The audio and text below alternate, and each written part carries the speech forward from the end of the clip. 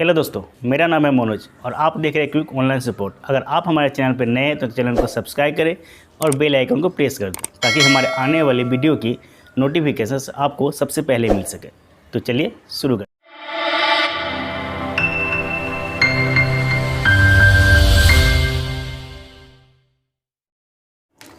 दोस्तों, उत्तराखंड चयन आयोग में रिक्रूटमेंट निकली है जिसमें आपकी पटवारी तथा लेखपाल की वैकेंट हमें देखने को मिलती है। तो आज हम जानेंगे कि इसके लिए क्या क्या क्वालिफ़िकेशन की रिक्वायरमेंट की गई है तथा इसे हम कैसे कब तक इसे अप्लाई कर सकते हैं। तो यह उत्तराखंड गवर्नमेंट की जॉब है, यह आपको याद रखनी है और उत्तराखंड चयन आयोग द्वारा यह परीक्षा ली जाएगी। तो आइए देखते हैं कि जो इसकी राजस्व उपनीक्षक पटवारी की वैकेंसी तथा लेखपाल की वैकेंसी में क्या क्या रिक्वायरमेंट की गई है। तो चलिए शुरू करते हैं। सबसे पहले आप देख सकते हैं कि उत्तराखंड अधीनस्थ सेवा चयन आयोग, यह उत्तराखंड की जो चयन सेवा आयोग है उसमें आपकी एग्ज़ाम ली जाएगी और उत्तराखंड में आपकी जॉब होगी।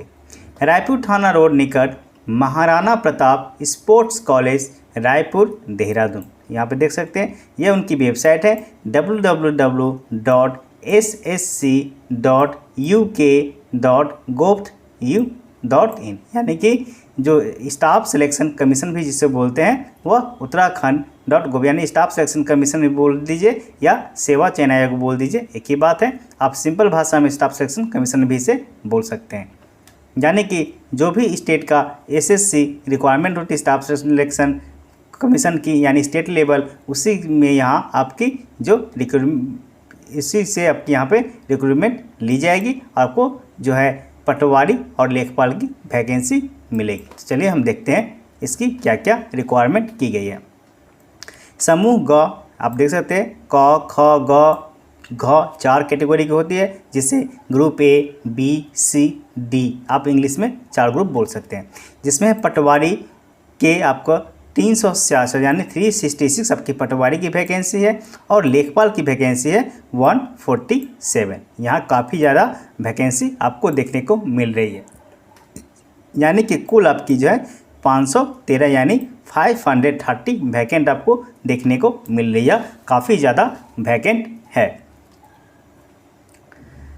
विज्ञापन प्रकाशन तिथि यानी कि जो एडवर्टाइजमेंट निकली है वह 17 जून को निकली है।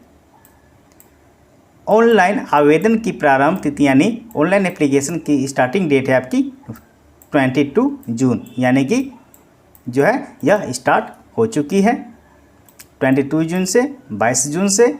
चलिए आगे देखते हैं। ऑनलाइन आवेदन की अंतिम तिथि यानी लास्ट डेट जो है 5 अगस्त, यानी कि सीधी भाषा में कहें तो 22 जून से यह स्टार्ट हो चुकी है और 5 अगस्त तक आप इसे अप्लाई कर पाएंगे। 22 जून से लेकर के 5 अगस्त के बीच में आप कभी भी इसे अप्लाई कर सकेंगे। परीक्षा शुल्क की बात करें, नेट बैंकिंग डेबिट कार्ड द्वारा जमा करने की अंतिम तिथि होगी 7 अगस्त यानी 7 अगस्त, और आपकी जो एग्ज़ाम फॉर्म तो फिलअप करेंगे आपको 5 अगस्त तक लास्ट डेट है। लेकिन आपने जो एग्ज़ाम फीस अगर नहीं की है 5 अगस्त तक अपने फॉर्म फिलअप करके छोड़ दिए और अपने एग्जामिनेशन फीस अपने पे नहीं किए नेट बैंकिंग से डेबिट कार्ड किसी माध्यम से, तो आप 7 अगस्त 2 दिन का आपको टाइम दिया जाएगा। अब 7 अगस्त तक भी आप इसे फीस को भर सकेंगे। लेकिन मैं यही रिकमेंड करूंगा कि आपको जो फीस भरना ही है तो आप 5 अगस्त को ही ये अपना सारा काम, यानी 5 अगस्त से पहले ही आप सारा अपना काम कर ले। शारीरिक दक्षता लिखित परीक्षा का अनुमानित समय है नवंबर, यानी कि जो नवंबर में होगा आपकी एग्जामिनेशन डेट यहाँ पर रखी गई है या अनुमानित है, यानी फिक्स नहीं है, इसमें आपकी हो सकती है। चलिए आगे चलते हैं।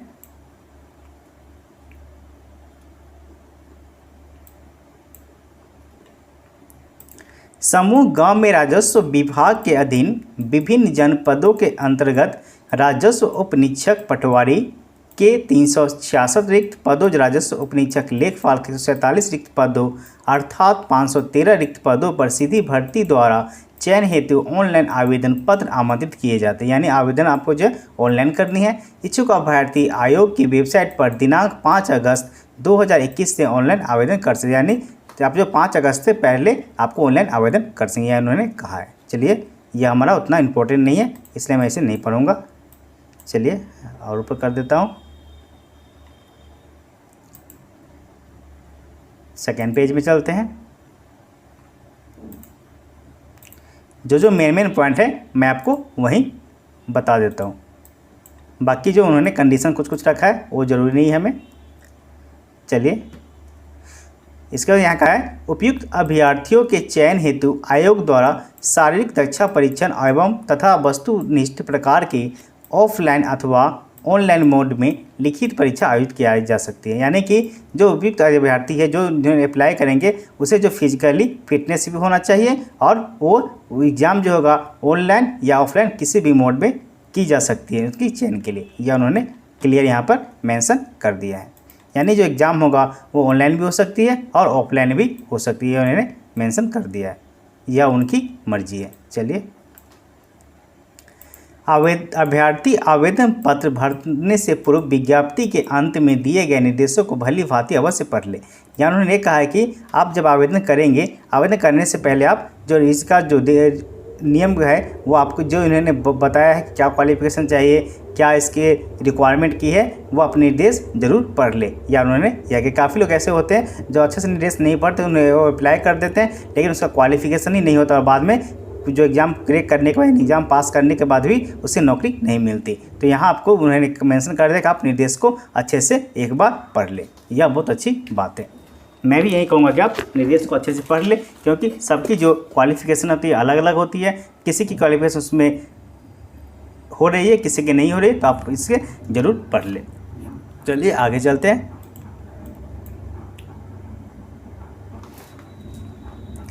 इसके बाद में दिया है विभाग का नाम, पद का नाम। राजस्व उप निरीक्षक पटवारी, जिलाधिकारी अल्मोड़ा, यहाँ अल्मोड़ा में दिया है, अल्मोड़ा में, जिसमें है यहाँ कैटेगरी वाइज है, आप हिंदी में कैटेगरी वाइज दे दिया हमें। रिक्त पद है 5, 6, 1, 6, 6, 31, यानी टोटल 50 पोस्ट है यहाँ में, जिसमें आपका जो कैटेगरी वाइज यहाँ पर जो है उन्होंने मेंशन, आपका जो भी कैटेगरी है आप देख लेंगे। चलिए आगे चलते हैं। इसके बाद है राजस्व उप निरीक्षक पटवारी, जिला अधिकारी बागेश्वर, यानी कि डिस्ट्रिक्ट वाइज यहाँ पे दे दिया है कोई डिस्ट्रिक्ट में, जिसमें आप टोटल पोस्ट है 18, जिसमें जो आजा की हो, आजा ये आपका जो क्या है, ये सब कैटेगरी है। आप जो कैटेगरी है मैं इतना यहाँ पर नहीं समझाऊंगा क्योंकि बहुत टाइम लग जाएगा। इसके बाद नेक्स्ट में राजस्व उप निरीक्षक जिलाधिकारी चमोली, यानी यहाँ पे 3 जिला दिया गया है, 26 पोस्ट यहाँ पे है, जिसमें कैटेगरी वाइज उन्होंने डिवाइड कर दिया है। चलिए आगे देखते हैं। यहाँ पर डिस्ट्रिक्ट, किस डिस्ट्रिक्ट में कितना वैकेंट है उन्होंने यह मेंशन किया है।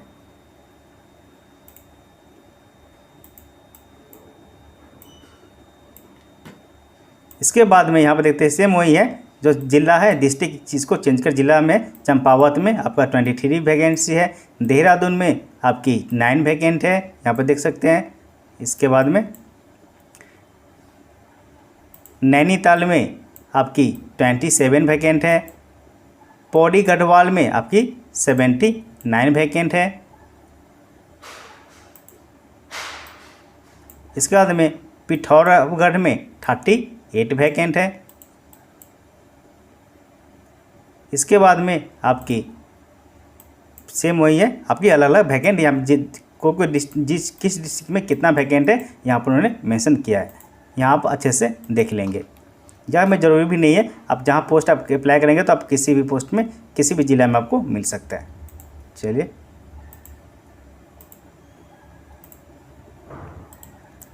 यहाँ भी वही रख किया है उन्होंने, किस ज़िला में है, टिहरी में है, टिहरी में आपका 45 वैकेंट देखने को मिल रही है। उत्तरकाशी में 38, यहाँ में 366 वैकेंट देखने को कुल यहाँ पर मिल रही है। वेतनमान की बात करें तो 29,000 से 200 से लेकर के 92,300 लेवल 5 में यानी 5 में है। सैलरी भी यहाँ पर आपको अच्छी खासी देखने को मिल रही है। इसकी आयु सीमा की बात करें तो 21 ईयर्स 28 ईयर्स यानी 21 से 28 वर्ष के बीच में आपकी उम्र यहाँ पर होनी चाहिए, जो जनरल कैटेगरी है। बाकी जो अदर कैटेगरी है उसका स्टेट वाइज, क्योंकि स्टेट गवर्नमेंट की जॉब है तो उस स्टेट में किस प्रकार से रिलेशन दिया जाता है उससे को उसी हिसाब से मिलेगा। पद का स्वरूप है अराजपत्रित, अस्थाई, यानी अस्थाई है, परमानेंट है। शैक्षिक अर्हता की बात करें तो भारत में विधि द्वारा, चलिए थोड़ा और ऊपर कर देता हूँ ताकि अच्छे से दिखाई दे। शैक्षिक अर्हता यानी एजुकेशनल क्वालिफिकेशन, भारत में विधि द्वारा स्थापित किसी मान्य विश्वविद्यालय से स्नातक उपाधि या सरकार द्वारा उसके समकक्ष मान्यता प्राप्त कोई शैक्षणिक अर्हता होनी चाहिए। स्नातक उपाधि यानी कि यह जो ग्रेजुएट, आप ग्रेजुएट हो किसी भी स्ट्रीम में तो आप जो है अप्लाई कर सकते हैं। आप ग्रेजुएट हैं यानी आपके पास बीए किए हैं, बीए कम किए, बीएससी किए, कुछ भी किसी भी डिपार्टमेंट अपने अगर डिग्री आपके पास है तो आप इसे अप्लाई कर पाएंगे। अधिमान लिखित परीक्षा के समान अंक प्राप्त करने पर आयु में विशिष्ट अभ्यर्थियों का चयन सूची के ऊपर, यानी ये तो सिंपल है कि जो अगर दो कैंडिडेट का सेम नंबर आता है परीक्षा में एग्जाम में तो वहाँ जिसका उम्र ज़्यादा होगा उसे प्रेफरेंस दिया जाएगा। यहाँ आपका हर एग्जाम में यही होता है। शारीरिक दक्षता के बाद पुरुष अभ्यर्थियों को 60 मिनट में 7 किलोमीटर और महिला अभ्यर्थियों को 35 मिनट में 3.5 किलो दौड़ना होगा। यहाँ आपको रनिंग भी ली जाएगी। चलिए आगे चलते हैं। यहाँ उन्हें पुरुष अभ्यर्थी के लिए न्यूनतम ऊंचाई 168 सेंटीमीटर होनी चाहिए। यहाँ पे हाइट रखी गई है, जो मेल कैंडिडेट के 168 और जो फीमेल कैंडिडेट अराउंड 52 सेंटीमीटर रखी गई है। यानी यहाँ पे फिजिकली भी आपको थोड़ा फिट होना पड़ेगा। चलिए आगे चलते हैं। ये तो हमारा हो गया था।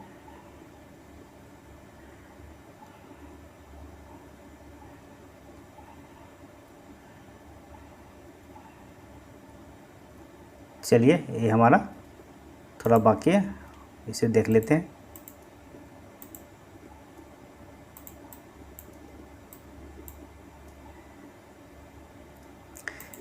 लिखित प्रतियोगी परीक्षा हेतु पद के अनुसार पाठ्यक्रम, यानी कि एग्जाम जो होगा उसका जो सिलेबस यहाँ पर दिया गया है। चयन के लिए 100 अंकों की 100 अंकों की वर्षन प्रकार की ऑब्जेक्टिव टाइप मल्टीपल चॉइस 2 घंटे की एक लिखित परीक्षा होगी, जो सामान्य हिंदी, सामान्य ज्ञान, सामान्य अध्ययन से संबंधित विषय पर आधारित प्रश्न होंगे। आपकी 100 मार्क्स की एक पेपर होगी जो ऑब्जेक्टिव टाइप होगी, जिसे मल्टीपल चॉइस बोलते हैं। उस पर क्वेश्चन होगी, 2 घंटे की होगी। उसमें आपकी जो सिलेबस होगी हिंदी होगी, सामान्य ज्ञान होगी और सामान्य अध्ययन से आपकी प्रश्न पूछे जाएंगे। चलिए आगे चलते हैं।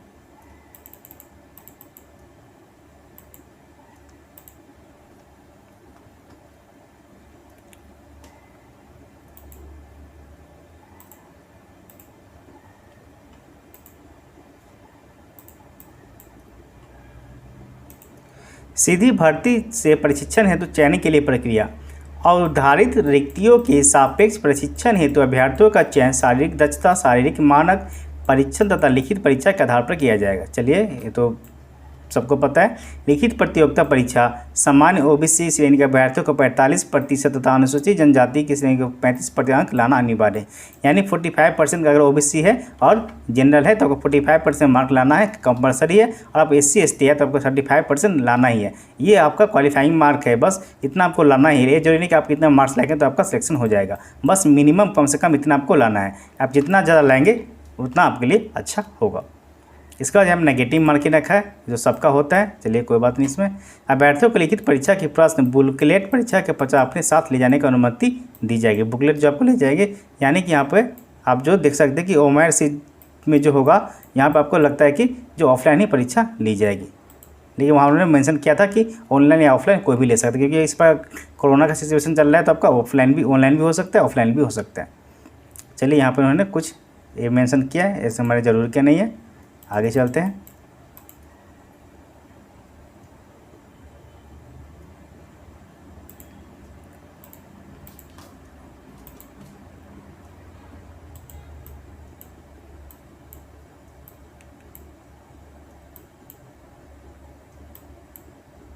इसके बाद यहाँ उन्होंने एज जो कैलकुलेशन किया जाएगा आपका 1 जुलाई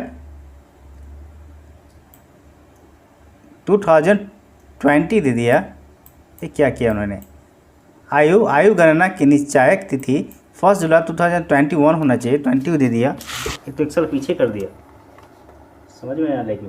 ठीक है, यहाँ पर उन्होंने 20 किया, यानी इसी से आपका एज रिकॉग्नाइज कैलकुलेशन किया जाएगा, क्योंकि आपका जो 2020 में काफ़ी सारी वैकेंट नहीं निकली थी। आपको पता है कि कोरोना चल रहा था तो उस समय वैकेंट नहीं निकली थी, इसलिए शायद हो सकता है 2020 के वैकेंट अभी निकाली है, इसलिए इसका रिकॉग्नाइज 2020 तक ही रखी गई है।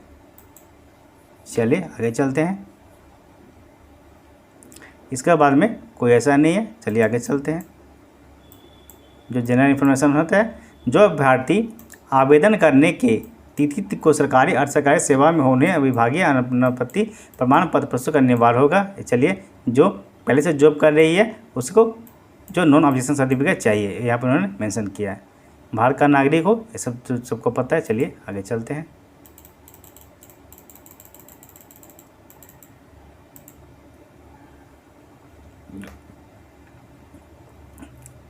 यहाँ पे भी उतना ये नहीं है। चलिए 10 में इसमें नहीं है, 11 में चलते हैं।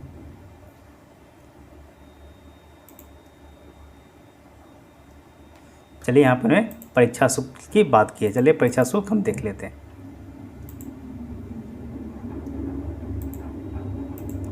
यहाँ पर आपका जो एग्जामिनेशन फीस रखा गया है, अनारक्षित जो सामान्य वर्ग होता है उत्तराखंड यानी पिछड़ा वर्ग, जो 300 रुपया यानी 300, जो अनुसूचित जनजाति है उसके लिए 150 रुपया 150, जो SC है ST है उसके लिए 150, जो आर्थिक रूप से कमजोर है उसके 150, यानी कि फ़ीस यहाँ पे काफ़ी कम रखी गई। आप देख सकते हैं यहाँ पे उतनी ज़्यादा फीस नहीं है अगर दूसरे एग्ज़ाम से देखा जाए, दूसरे फॉर्म से। तो चलिए यहाँ पर और बाकी कुछ नहीं है, आगे चलते हैं।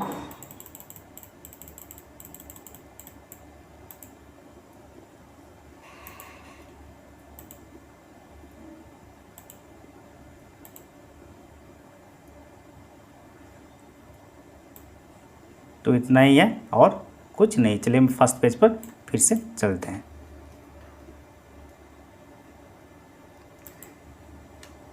तो यहाँ पे फिर से एक बार देख लेते हैं कि हमारा जो वैकेंसी था कहाँ था, उत्तराखंड SSC में था, यानी सेवा चयन बोर्ड उत्तराखंड, जिसमें आपकी वैकेंसी थी पटवारी की 366 यानी 366 और लेखपाल की 147 वैकेंसी, यानी टोटल हमारी 513 वैकेंसी। आपकी स्टार्टिंग डेट थी 22 जून से लेकर के 5 अगस्त तक। इसकी जो क्वालिफिकेशन आपकी ग्रेजुएशन मांगी गई थी, आपकी फिजिकली फिटनेस मांगी गई थी।